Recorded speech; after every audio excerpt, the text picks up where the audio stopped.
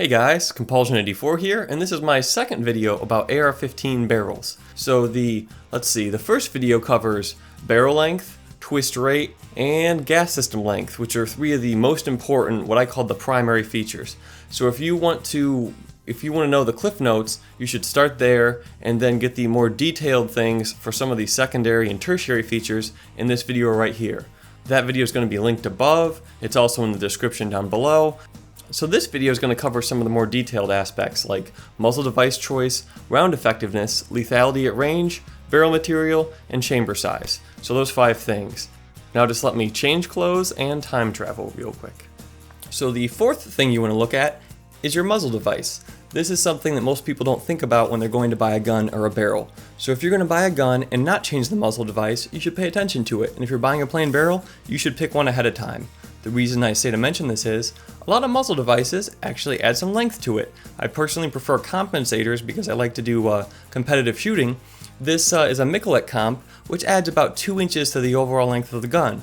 If you were going to go with something bigger like a Rolling Thunder, you're adding 3 inches to the length. So if you've got an 18-inch gun, you're tacking another 3 inches on the end of it. So it's just something to be concerned about or, to consider. So don't just think your gun's going to end at the end of your barrel, because unless you're in a state with super restrictive laws, you are going to have a device on the end, and that device does add a little bit of overall length. The second secondary factor that I'm going to deal with is round effectiveness. And to do that, I need to go into full-on internet gun ninja mode. I don't have a straight sword, I only have a katana, so this is gonna have to do. Alright, so we're getting really dumb here.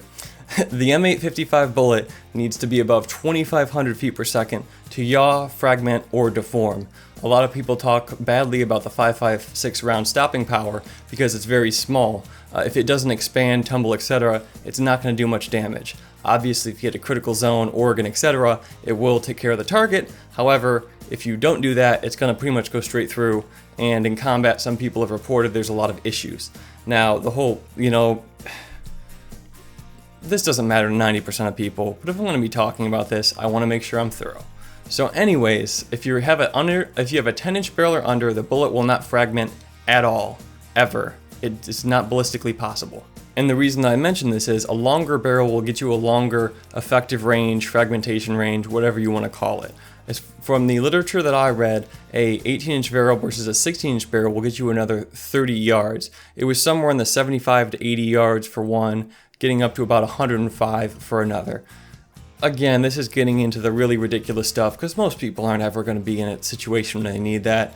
But if that is a kind of a factor, it makes sense to me to keep the velocity of the bullet above the speed the bullet was made to perform for. So if you're going with a super short barrel, it doesn't make a lot of sense to me. So going with a 16-inch barrel or an 18-inch barrel at a minimum is probably a good plan if you're thinking about that. If you're punching paper, you don't care and it doesn't matter. Another fun fact that I read, assuming the internet didn't lie to me, again, is the round was designed for a 20-inch barrel, so based on powder, burn rates, and everything with stock ammo, you will not get velocity performances above 20 inches. Now if you're reloading, you're using specialty ammo, that may be different, but for stock stuff, the internet says 20 inches, so always trust the internet. I'm more worried about hurting myself with this sword than I am with 3 ARs. Finally, the 2 tertiary factors. You've got your chamber and your barrel material. If you're going to buy an off-the-shelf AR-15, the vast majority will come with 5.56mm chambers. The 223 Remington chamber is a little bit looser, for lack of a better word, to really dumb it down. In between the 5.56mm and the 223 Remington chambers, you've got the 223 Wild, which is kind of a Franken cartridge. They tightened it up a little bit to kind of make it a little bit more accurate. You could theoretically lose a little bit of reliability, but what a lot of people do on some of their higher end guns is they go to the 223 Wild chamber. It's a little bit exotic, so you probably don't need to care about it. And the other thing that I'll mention is barrel material. This gets super picky. A lot of people may just want to go with a theme to match their gun, whether it be just a plain black, a stainless steel. You can get into the nitty-gritty with chrome lining, the heat treatments of your barrels and everything like that. In all honesty, with barrel materials, you usually have 2 options. You'll have a stainless, which is usually a little bit more expensive, or you'll have a CMV, which is a chrome moly vanadium. And all that really means is it's a fancy word for a certain grade of steel. If you work in a factory or you have some technical background, you know there is a big difference between all the metals and the heat treatments and blah, blah, blah. I deal with that crap a lot at work myself, but as far as an AR barrel, the manufacturers have optimized what they're going to use. There might be a slight price difference, but for the end user, you usually don't need to care about a barrel unless you're getting super high end. Alright, swords away, back to guns. So to condense everything down into my personal preferences and thoughts, I personally prefer a 1-to-8 barrel. It allows you to use 55 grain and 62 grain projectiles with ease, and then it also allows you to go a little bit heavier if you need to, and it's not going to aggressively twist and potentially affect accuracy. Let's see. Your ARs, it's a personal preference. I said you need to figure out your limitations and your end use in the beginning because that drives everything else. If I'm going to be using this 3-gun AR that's kind of heavy, a little quirky and a little bit longer, if you're just going to be going to the range and tooling around, or if you're going to in theory be, shit hitting the fan and kicking indoors and killing zombies, you probably want something a little bit shorter, not something a little bit more accurate or whatever else. So think about your end use, pick out whatever you want to do ahead of time, and design your gun or pick your barrel around that, because it's catered to one specific use. A lot of people have multiple uppers for the same gun to change those uses. Think of it like different tools in your toolbox. Each AR I have does a different thing. And then one other thing to think about is, as your barrels get a little bit longer, you start adding some weight. And again, not only from the barrel length, but the barrel profile can matter. I'm 6'2" and 175. I'm scrawny. I'm not going to act like I'm not. So this 3-gun AR, it gets heavy shooting offhand. Now if you are strong or shredded, you won't care, but a factor is the weight does start to add up, especially with a scope and everything else, and the weight further away from the barrel starts to add more of a moment arm. So the further the weight is, the heavier it is, or I should say the heavier it feels. So just think about the weight. Don't buy a bull barrel if you're not ready for it. In my opinion, the most versatile setup is a 16-inch gun, 1-in-8 twist, mid-length gas system. That can do pretty much everything. It's very versatile. It's not going to be so long that it's uncomfortable.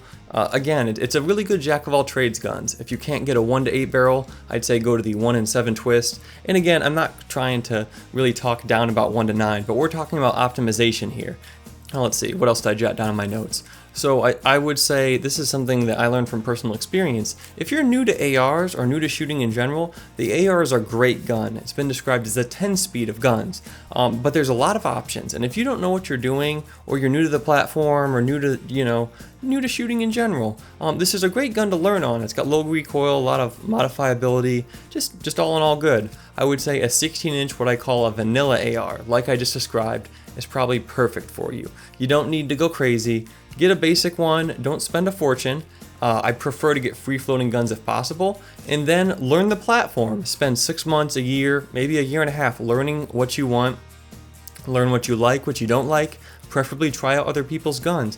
Figure out what works best for you, gain some knowledge on the platform, do some reading, get some live fire experience, and once you do that, then you can start picking things out. You can start being pickier. If I was to rebuild, say, my 20-inch AR, I would buy that totally different if I was going to buy it now. Granted, some of my decisions were built by super restrictive Connecticut gun laws, but the point is, I wouldn't go out and spend $1,500 on an AR or $1,400. I would go out and try to spend maybe probably like $800 or $900, get something decent, but learn the platform. Don't get into the gear syndrome that a lot of gun people tend to fall into. And again, if some random person said, hey, I want to get a 3-gun AR, what would you recommend? Boom, this 18-inch barrel, 1-in-8 twist, rifle length gas system with a handguard that covers it so you can get your arm out there. If you can't get 1-in-8 twist, get 1-in-7. Again, if you can pick the barrel profile, make sure you get something that is heavy enough. I don't want to say the heavier the better. I wouldn't get lightweight, get something medium weight or maybe one of the crazier profiles, but you want to have a little bit of mass because you're going to be doing borderline mag dumps on some fast stages. Get a free floating gun. Get a free floating gun. Free float your damn gun. There's no reason not to get free float. It's more accurate. You're not affixing something to the barrel, which is frankly stupid. This handguard is attached here with some screws. I'll probably splice in some other videos. I can do whatever I want, and I'm not touching this thing. Clamping stuff in the barrel is stupid. Don't do it for accuracy. I'm getting more riled up on this than I expected. Again, this is a set of videos I'm doing. I realized that the AR videos were performing really well, and a lot of people are trying to learn about the platform, which is great because you got people that are new to it, you got people that want to learn more, etc., etc. But this is again part of my AR videos playlist to learn all about them. Let's see, I've got one about vortex scopes, I've got one in general about entry-level ARs and what to look for, which has a little bit overlap with this one, and I've also got one about all the different common AR scopes with iron sights, low magnification, etc. All that will be linked above. I think that'll be really helpful to you, at least I hope. If you have any questions about what I discussed or anything else about ARs, or this is a really good one to suggest future topics for videos, post them below. I do read the comments, I do like interacting with people, I like helping people, I love guns, you know, this is one of my favorite hobbies. I mean, it's in the channel name, but if you have a gun question or you need a little bit of help, I will gladly try to, you know, help you out, try to point you in the right direction, whatever. Again, leave it in the comments. If you enjoyed this, like it, whatever. I'm Compulsion84, and I like to make videos about guns, gaming, and gadgets. Take a look around my channel, subscribe if you enjoy it, and thanks for watching.